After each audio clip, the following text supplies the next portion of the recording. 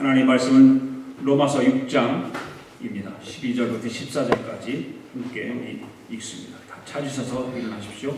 로마서 6장 12절부터 14절까지 있는 말씀입니다.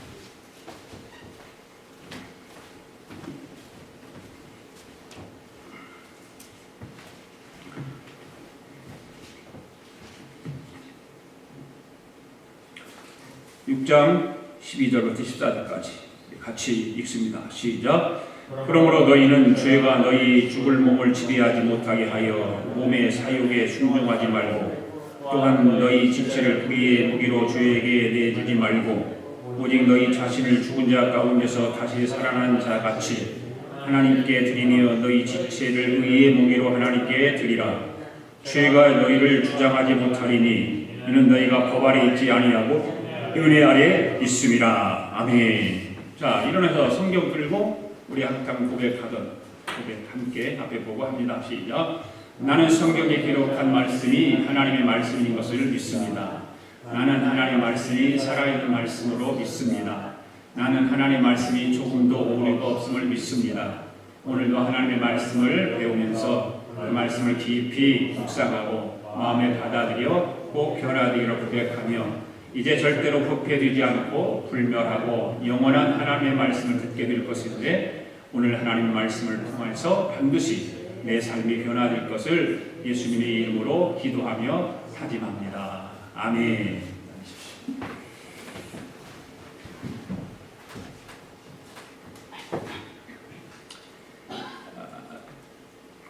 오늘 설교의 제목은 은혜 아래 살아가십시오 라고 하는 제목으로 말씀을 드립니다. 우리가 살고 있는 이 국가주에는 한인들이 얼마 정도 사는가 조사를 해봤더니 2017년도 인구조사 나온 거 보니까 23만 명 정도 살더라고요. 23만 명. 실질적으로 조사는 그렇게 나왔지만 사는 것은 훨씬 더 많을 거예요.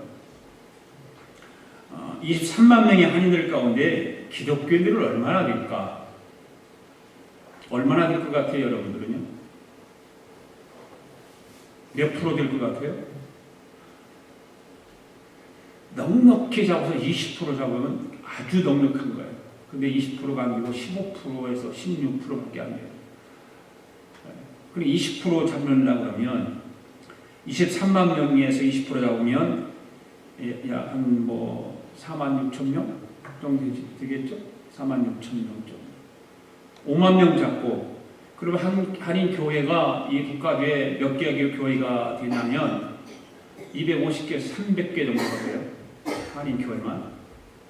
그러면 평균 교회마다 성도가 몇 명 정도 될까요?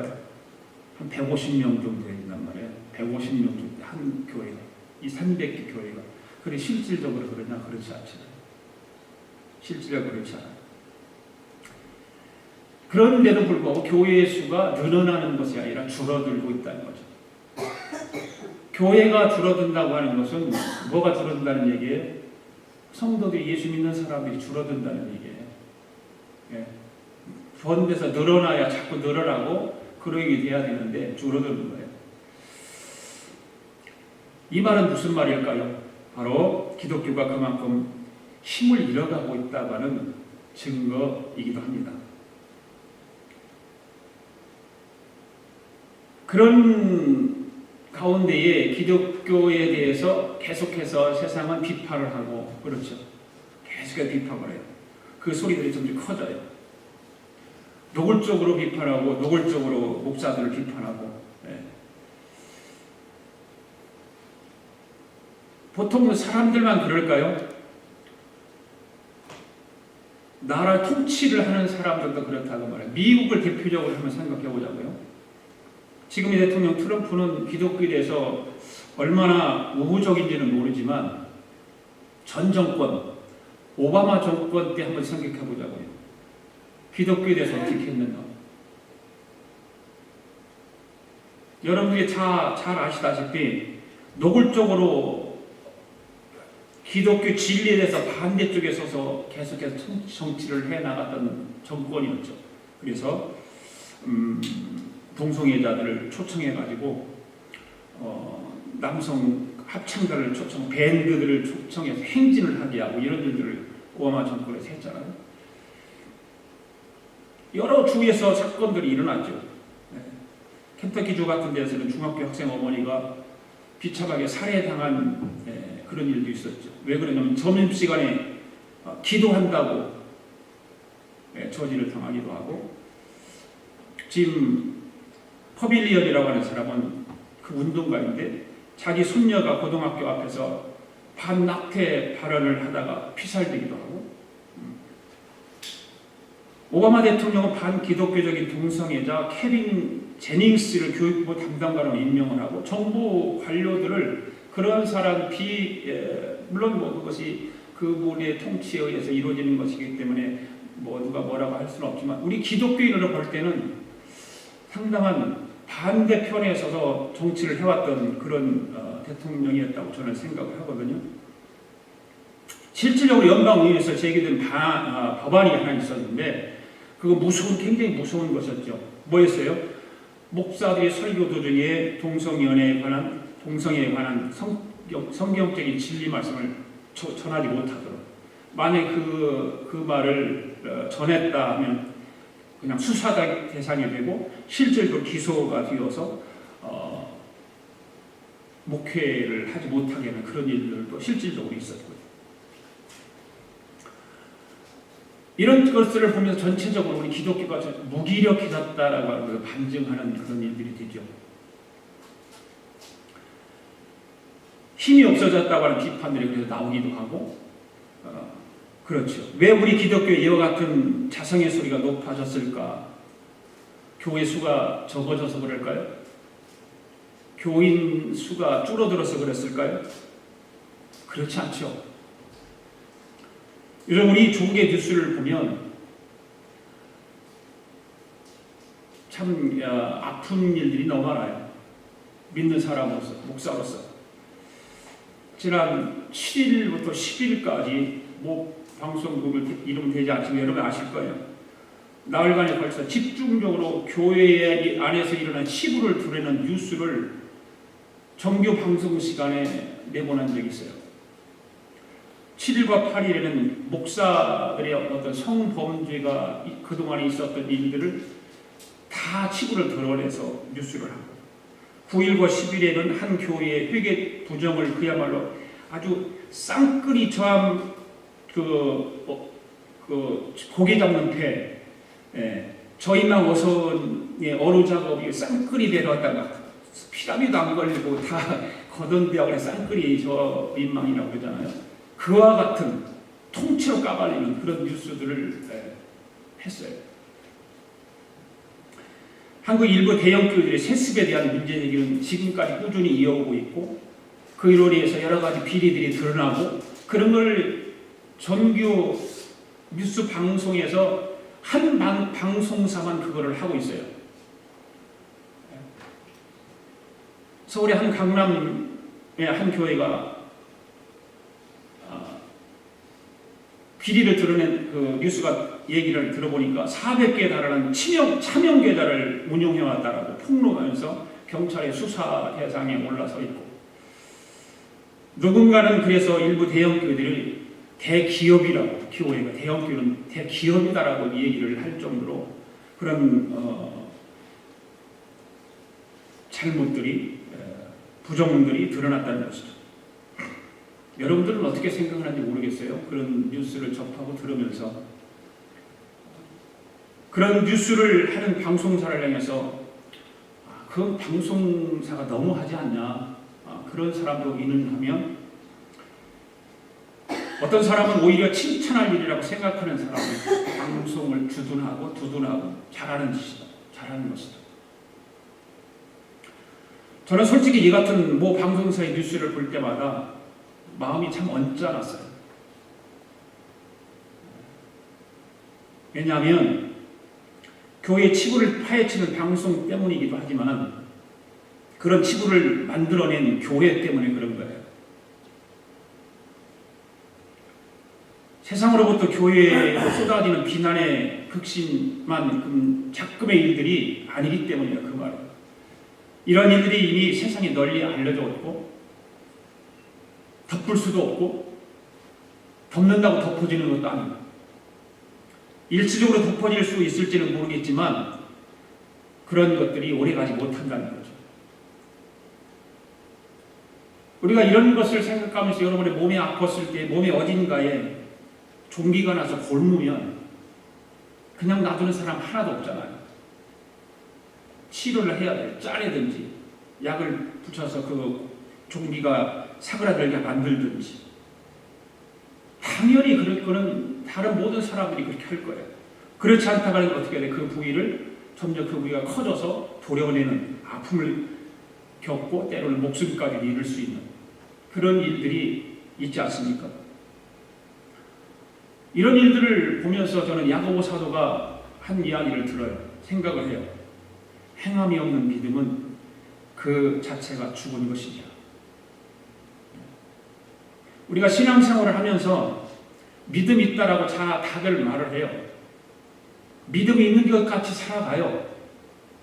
그런데 과연 우리의 믿음이 행함이 있는 믿음인가? 라고 하는 것입니다.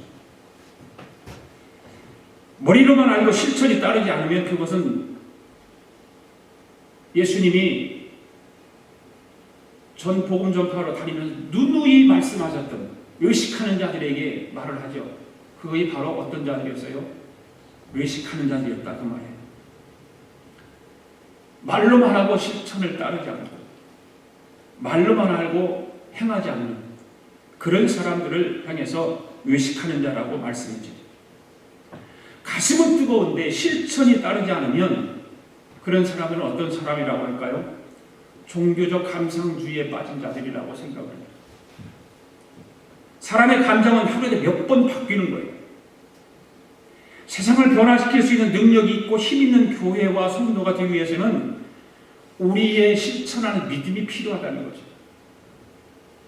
예수님은 복음서를 통해서 누누이 그 말씀을 많이 하세요.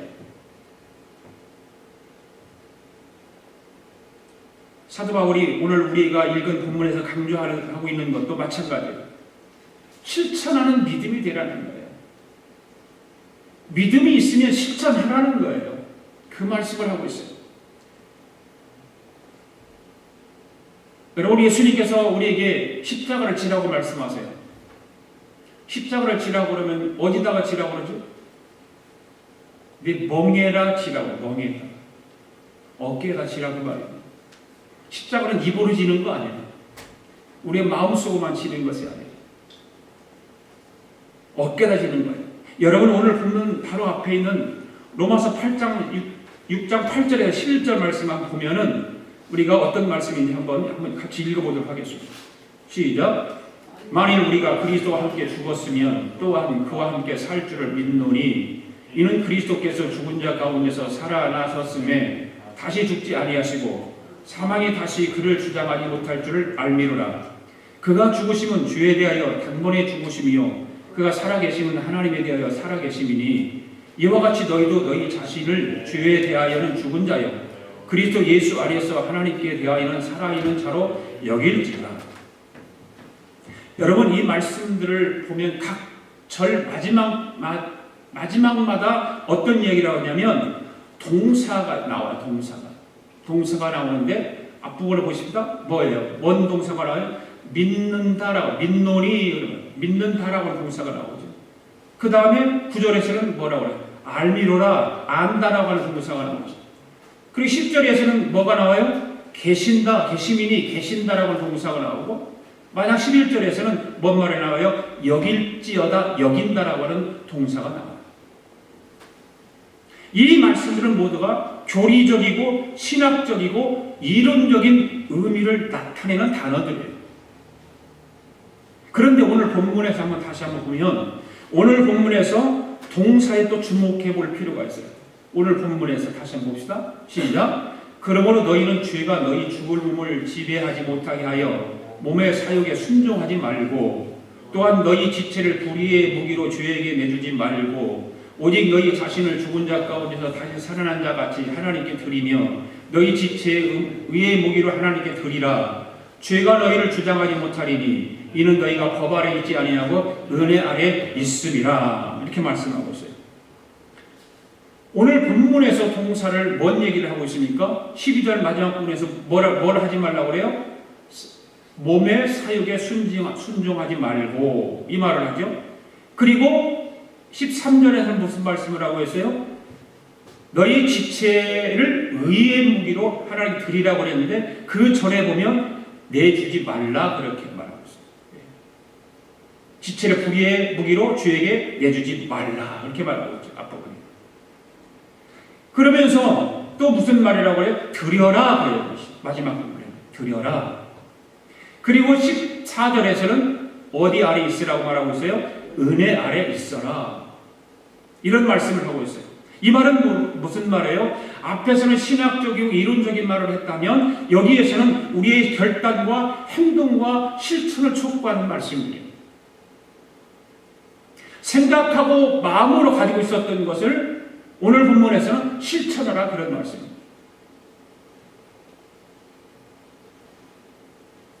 바로 이런 것이죠. 너희가 교리적으로 깨닫고 은혜 아래 있으면 그것을 삶 속에서 실천하라 그 말이에요. 우리가 은혜를 받고 은혜 아래 있는 믿음을 가졌으면 실천이 당연히 따라야 되는 거예요. 수반되어야 되는 것입니다. 오늘 본문을 통해서 은혜 아래에 있는 자들이 하지 말아야 할 것들과 해야 할 것들이 있어요. 그리고 은혜 아래에 있는 자들에게 위로의 말씀이 우리에게 주어지고 있다는 거죠. 이 세 가지로 오늘 본문을 통해서 함께 은혜를 나누기를 원합니다. 첫째로 은혜 아래에 있는 자들이 하지 말아야 될 것들이 있어요. 오늘 본문에서 보면 세 가지가 나와요. 은혜 하지 말아야 될 것들이 무엇입니까? 같이 읽어볼까요? 시작. 그러므로 너희는 죄로 너희 죽을 몸에 왕노릇하지 못하게 하여 몸의 사욕에 순종하지 말고 또한 너희 지체를 불의의 무기로 주에게 드리지 말고 이렇게 말하고 있죠. 이 12절과 13절 상반절에 있는 말씀을 통해서 세 가지를 뭘 하지 말라는 거예요? 죄로 너희 죽을 몸에 왕노릇하지 못하게 하라. 죄가 너희 몸 안에서 왕노릇하지 못하게 하라. 그 말이에요. 하지 말라는 거예요. 그래 몸의 사욕에 순종하지 말라. 그리고 또 한 가지는 뭐예요? 너희 지체를 불의의 무기로 주에 드리지 말라. 세 가지를 말하고 있어요. 은혜 받은 자에게 이렇게 말하고 있는 거예요. 하지 말라는 거예요. 이 세 가지는 서로 연결되어 있어요. 첫째는 우리의 몸은 잠시 잠깐 뒤에 썩어질 육진 덩어리지만 죄의 몸을 죄가 우리의 몸을 지배하도록 내버려 두지 말라는 거예요. 죄가 틈타지 못하도록 하라 그 말입니다. 만일 죄가 우리 몸을 틈타면 어떻게 되겠습니까? 그것은 뻔한 거 아닙니까? 우리의 몸에 일어나는 모든 일들을 다 죄를 짓게 만드는 거예요. 죄가 한 번만 들어오게 됩니다. 그리고 두 번째로 말씀하고 있는 건 뭐예요? 몸의 사욕에 순종하지 말아라. 죄가 들어오면 몸의 사욕이 시작되는데 그 사욕들이 무엇인가라고 하는 거예요. 바울이 성경에서 그거를 자세하게 말하고 있어요. 갈라디아서 5장 19절 봅시다. 시작. 육체의 행실은 분명합니다. 곧 음행과 더러움과 방탕과 우상숭배와 마술과 원수매짐과 다툼과 시기와 분노와 이기심과 분열과 분파와 질투와 술취함과 흥청거리는 연애와 또 이와 비슷한 것들입니다. 이제 또다시 경고합니다. 이런 일을 하는 사람들은 하나님의 나라를 유업으로 받지 못할 것입니다. 이러한 것들이 이게 지금 몇 가지나 됩니까? 엄청나게 많지요. 열몇 가지가 지금 이게 바울이 몸의 사욕을 따라서 이루어지는 일들을 이야기하는 거예요. 죄가 들어오면 몸의 사욕을 따라서 이런 일이 생긴다는 그 말이에요. 우리가 죄의 틈을 내게 주면 이런 더러운 욕망들이 우리 마음에서 절로 일어나도록 만드는 것입니다. 죄가 들어오면 그것이 휩쓸리게 되고 만다는 거예요. 그 결과가 어떻게 하고 있어요? 그 결과 세 번째 말씀에서 어떻게 말하고 있냐면 우리의 몸을 하나님께서 기뻐하시는 의의 무기로 하나님 나라를 위해서 사용해야 할 텐데 거꾸로 그렇게 하지 못하고 하나님 나라를 파괴하는 불의의 무기로 쓰게 된다는 거예요. 네. 그게 얼마나 비극적인 일이에요. 비참한 거죠. 지금 사도 바울이 한마디로 우리 강조하고 있는 바가 뭐예요? 죄를 짓지 말라 그 말입니다. 아멘. 죄 짓지 말라는 거예요. 죄의 유혹을 단호하게 물리치라는 것입니다. 그 인도 속담에 이런 속담이 있잖아요. 코끼리는 코만 들어오면 된다 이런 말이죠. 코만 들어가면 코끼리는 아무리 단단한 벽이라도 무너뜨리고 들어가는 거예요. 코만 들어가면.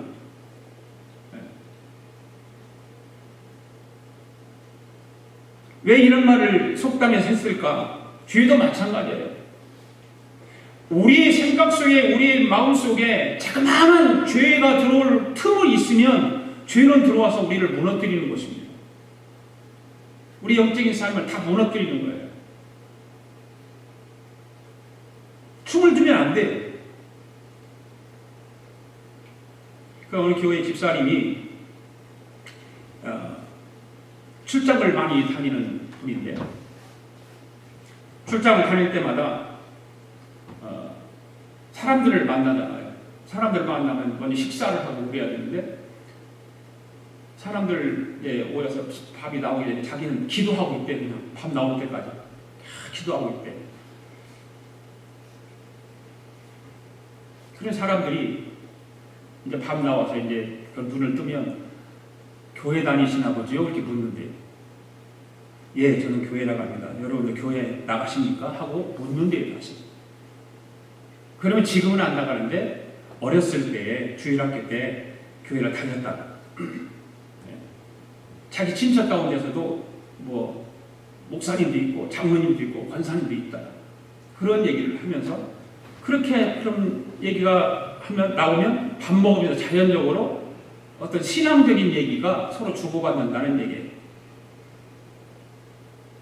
그리고 거래가 이제 약속을 하고 거래가 끝나면 사람들 당연히 어디로 갈까요? 이제 맺어졌으니까, 계약이 맺어졌으니까 또 한잔 하러 가야 되잖아요. 근데 그런 이야기를 하다 보면 그런 데로 2차 안 간다는 거죠. 안 가고 이제 헤어져서 잠을 자러 호텔방에 가면 모텔 주인이 한국 사람들 묻는 게 있대요. 혼자 주무실 거예요? 묻는데 남자들 가면 그리고 이분은 아니요, 저는 같이 온 사람이 있어요. 그래요? 누구세요? 저는요 같이 온 사람이 있는데 예수님하고 같이 왔어요. 예수님하고 잘 거예요. 그런데요 모텔 주인한테. 그리고 나서 방에 들어가서 자면 그냥 자겠어요? 무릎 꿇고도 기도하고 자고 예수님 생각으로 가득 채워서 잠을 자야 합니까? 얼마나 잠을 잘 자겠어요? 여러분의 마음을 언제나 예수님에게 드려야 되는 거예요. 예수님에게 가까이 해야 되고 예수님을 생각해야 되고 목사들도 비행기를 혼자 타고 가는 사람하고 같이 동료 타고 가는 사람하고 틀려요. 혼자 타고 가다 보면 취 치울 수도 있어요. 비행기 안에서 와인도 먹고 그죠? 혼자 가니까. 그러니까 혼자서의 삶의 절제를 가지는 것이 굉장히 중요하다는 말이에요. 누가 보지 않는 데서 신앙을 지키는 것 굉장히 중요한 거예요. 우리는 그냥 늘 예수님을 생각하고 예수님 앞에 내 삶을 드리는 훈련을 늘 해야 돼요. 하나님으로 하여금 나의 마음을 이렇게 점령하도록 만드는 거예요. 그러면 악한 마귀가 우리의 마음을 넘보지 않습니다. 아멘. 지금까지 은혜 아래 있는 사람들이 하지 말아야 할 것들을 말씀했죠. 세 가지가 뭐였어요? 죄로 너희 죽은 몸을 왕노릇하지 못하게 하라. 그 다음 두 번째는 몸의 사욕에 순종하지 말라. 그리고 너희 죄를 불의의 무기로 들이지 말라. 하지 말라. 은혜 아래에 있는 사람. 오늘 제목이 뭐예요? 은혜 아래서 살아가십시오라고. 2019년도 한 해 은혜 아래 살기 위해서는 주님께서 말씀을 통해서 하지 말라고 하는 걸 하지 말아야 돼요. 그 다음 두 번째는 하라는 것이 있어요. 하라는 것이. 그것이 무엇일까라고 하는 거예요. 은혜 아래는 해야 될 것. 시작. 오직 너희 자신을 죽은 자 가운데서 다시 살아난 자 같이 하나님께 드리며 너희 지체를 의의 무기로 하나님께 드리라. 아멘. 여러분, 우리는 죄의 허물로 죽었던 자들입니다. 그렇죠? 그런데 하나님은 예수님을 통해서 우리에게 새로운 은혜를 주셨습니다. 아멘. 왜 우리에게 은혜를 주셨을까요? 너희 마음대로 죄를 지라고 은혜 주셨을까요? 그렇지 않지요. 이제는 받은 은혜를 가지고 하나님의 나라를 위해서 살라고 은혜를 주신 것입니다. 하나님의 나라를 위해서 우리는 살아가야 돼요. 하나님의 영광을 위해서 살라고 우리에게 은혜를 주셨습니다. 아멘. 예. 이제는 우리의 몸은 잠깐 뒤면 썩어질 육신의 몸이에요. 여러분이 아무리 젊고 청춘인 것 같지만 몰라요. 사람이 죽으면 아무도 몰라요. 하나님께서 쓰시겠다고 하니까 하나님을 위해서 사용할 수 있는 저와 여러분 되어야 됩니다. 아멘. 예. 우리를 쓰기 위해서 우리를 불러주셨어요. 우리는 하나님 앞에 쓰임받게 순종하는 거 아닙니까? 그러니까 죄의 몸의 무기로 죄의 사용되도록 내두는 것이 아니라 오늘 본문에서 뭐게 너희 지체를 의의 무기를 통해서 하나님께 드리라는 거예요. 죄에 유혹받아서 죄로 해서 이용당하지 말고 하나님께 드리라는 겁니다. 우리가 죄의 유혹에서 벗어날 수 있는 가장 좋은 방법은 뭐예요? 그냥 하나님께 드리는 거예요. 오늘도 그래도 오늘 우리가 함께 모여서 하나님 앞에 예배를 드리는 것입니다. 아멘. 이것이 중요한 거예요. 예. 지금까지 하나님께 예배를 드리면서 우리의 몸과 마음을 하나님께 드리고 있지 않습니까? 여러분 지금 그렇고 있는 거 아니에요? 여러분 몸과 마음을 하나님께 드리고 있는 거예요. 그런 마음을 가질 때 예배가 얼마나 좋아요. 기쁘잖아요. 그런 기쁨 없으세요? 그런 마음 가지고 안 오세요? 그냥 오늘도 주일이니까 억지로 왔어요? 그거 바꾸셔야 돼요.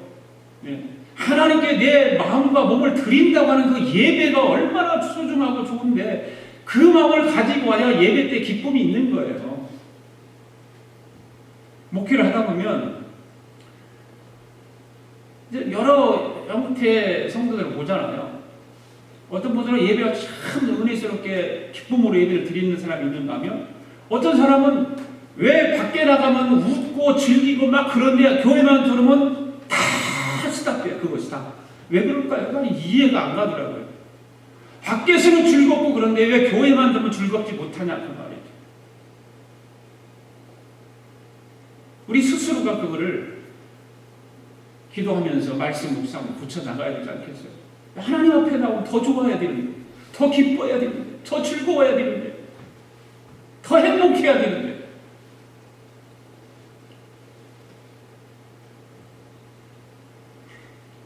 드린다고 하는 것, 내 몸과 마음을 하나님 앞에 드린다고 하는 것 굉장히 중요한 것입니다. 그렇기 때문에 내가 내 마음과 몸을 하나님께 드리는데 내 몸을 더럽게 하면 되겠어요? 내 생각을 더럽게 하면 되겠어요? 그렇지 않잖아요. 그러니까 하나님께서 해야 할 일을 우리 가르쳐주는 거예요. 너희 자신을 죽은 자 가운데서 다시 살아난 자 같이 하나님께 드리며 너희 지체를 의의 무기로 하나님께 드리라는 거예요. 드리라.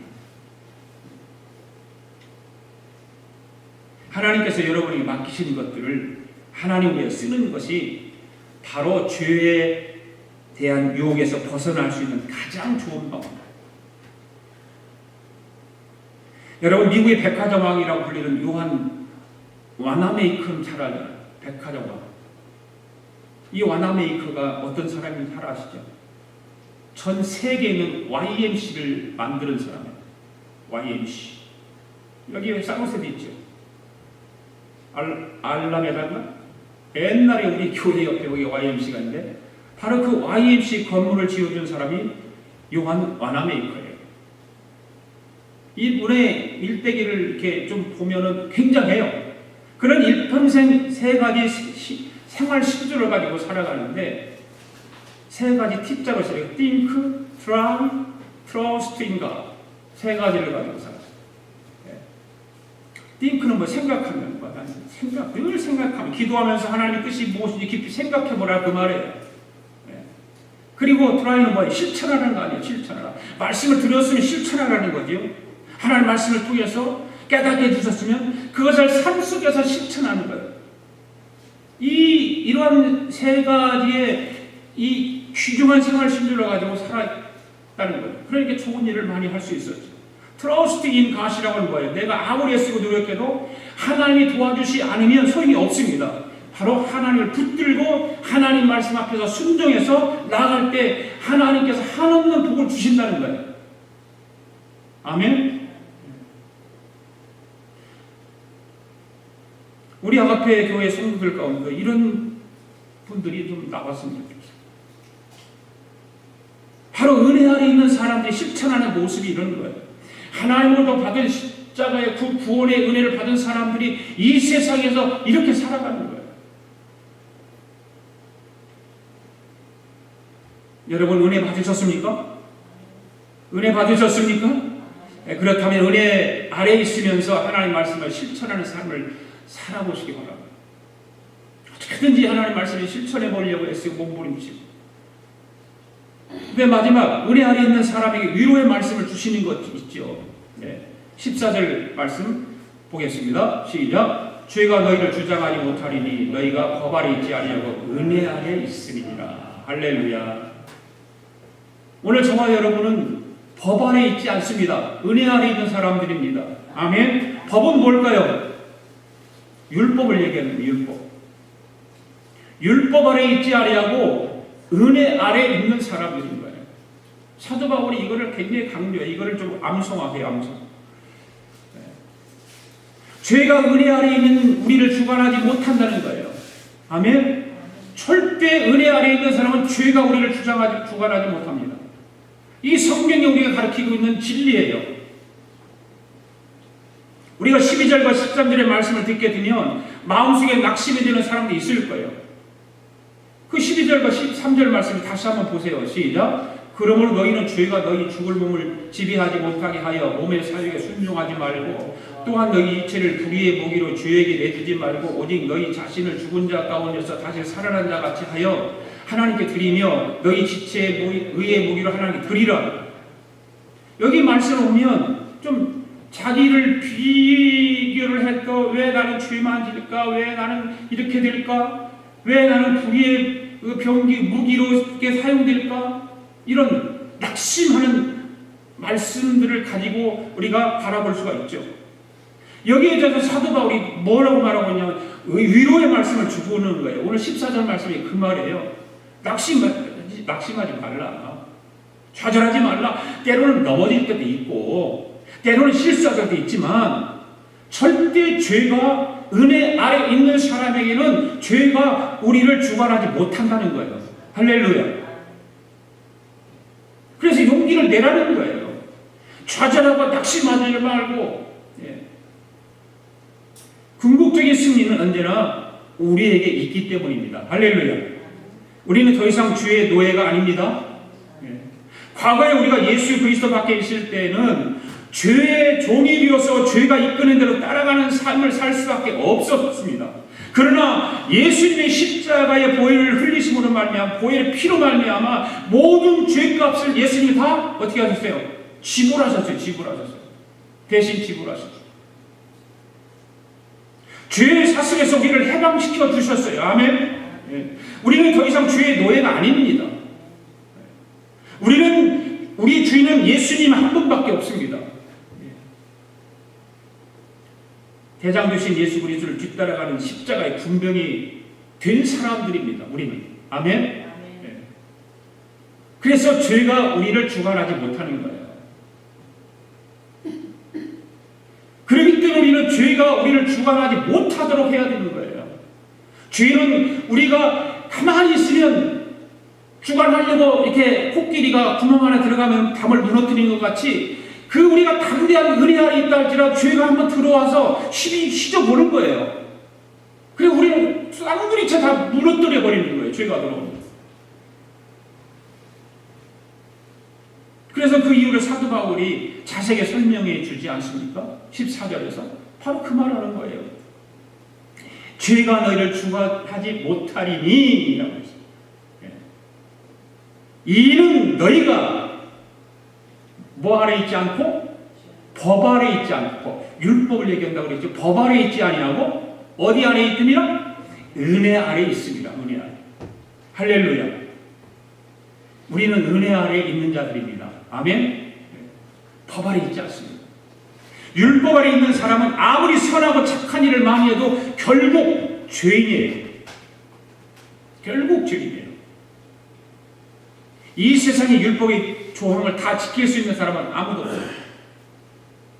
아무도 없습니다. 그 글을 만들어놓고 그걸 지키라고 그래 놓으니까 얼마나 그 만든 사람들이 다른 사람에게 정죄하고 그러니까.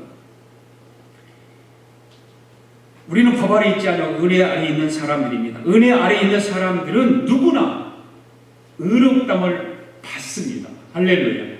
우리는 그래서 다 의롭다함을 받은 사람들입니다. 예수님 우리 모든 죄를 용서해 주시고 우리를 의롭게 하셔 주셨습니다. 아멘.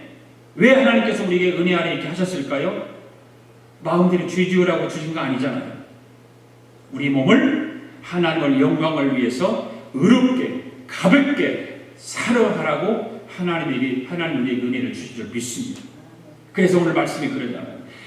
너희 몸을 너의 의의 병기로 하나님께 드리라.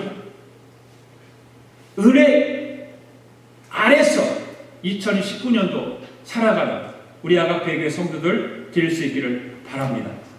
기도하겠습니다. 하나님 아버지 감사합니다. 오늘도 하나님 세 번째 주일날 선교 주일날 은혜 아래서 우리가 살아가기 위해서 로마서 6장에 있는 말씀을 상고해 보았습니다. 하나님, 우리는 은혜 아래 있는 자들입니다. 은혜 아래서 살아가는 자들입니다. 2019년도 한 해 이렇게 은혜 아래서 살아갈 수 있도록 성령님께서 늘 우리의 생각과 마음을 다스려 주옵소서. 죄의 종로로 타지 않게 하시고 우리의 마음을 의의 무기로 삼아 하나님께 드릴 수 있는 우리의 삶이 되게 하여 주시옵소서. 감사드리며 예수님의 이름으로 기도드립니다. 아멘.